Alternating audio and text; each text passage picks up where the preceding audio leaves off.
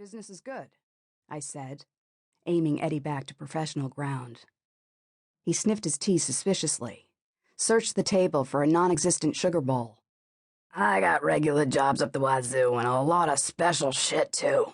The presidential debate at UMass, I handled that, the local stuff. They had G-men for the vice president, FBI, justice. A few more red carpet deals like that, I could retire rich. I tried my tea again. You got the ex-presidents when they speak at Faneuil Hall? Damn, that's coming up, right? Patriots' Day. April 19th is Patriots' Day in Boston. Always has been, always will be. They've tried to turn it into another one of those Monday holidays, but it rankles.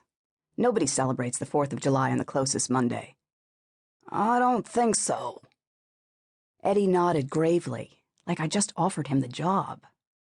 I got my plate too full, which is why I'm here. I'm interested in spreading a little largesse your way. Largesse. You can go years without hearing anyone say that word. It plinked against my eardrums like a rattle of gold coins. The dig. He mouthed the word rather than speaking it, very hush-hush. When you say the dig around here, you don't need to elaborate. The dig is the Big Dig, formerly known as the Central Artery Third Harbor Tunnel Project. It's the biggest urban construction project in the history of the modern world, no less. A mega-dollar boondoggle to some, a brilliant and far-sighted plan for Boston's transportation future to others. Read it either way in the newspapers, hear it praised and damned daily on talk radio. The Central Artery Third Harbor Tunnel Project is all about running 161 lane miles of highway through a 7.5-mile-long corridor. Easy enough, except that instead of racing through some featureless desert, the corridor slices straight through the heart of one of the nation's oldest, most congested cities.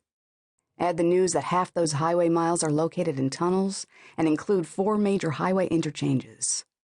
Plus, there's a landmark bridge over the Charles River and an under-Boston Harbor tunnel for good luck.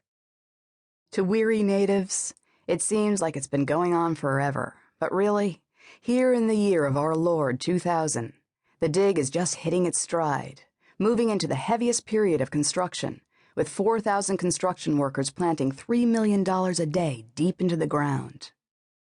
There's stuff going on. Eddie kept the whisper low. Graft. Fraud. No shit. I widened my eyes. Gambling in the back room? Huh? A guy Conklin's age, especially an ex-detective, ought to know his vintage bogey movies better. I bit the inside of my cheek. Really? The very idea that a project okayed by the federal government in 1987 at a price tag of $2.6 billion and currently playing at $14 billion bucks and counting might have graft and fraud associated with its execution? I was shocked, simply shocked. Eddie leaned his head close. Foundation Security had been hired by the Inspector General of the Commonwealth after a series of scathing reports lambasting the IG's failure at ferreting out dig fraud. As Eddie told it, the IG wasn't sure which of his guys were on the take, so he'd opted to bring in fresh blood. Eddie and his ops had already uncovered a few irregularities. Nothing major, but the TV broadcasters had eaten them up, and the IG's office had finally grabbed some positive headlines.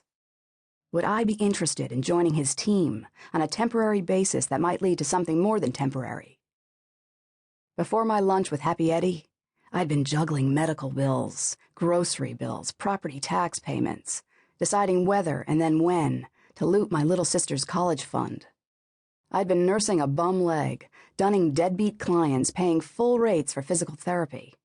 In short, I was more than ready to consider the delights of a regular paycheck plus health benefits. I gulped tea and wondered whether I could deal with the concept of having a boss again, or whether I'd lost the knack of working well with others. Happy Eddie Conklin's safe, secure, and possibly long-term job looked pretty damn good to me. Geschmack ist der Fisch auf jenem's Tisch. That's the Yiddish for what my mother's mother might have said about the situation. Tasty is the fish on someone else's dish. And so, 8 weeks ago, after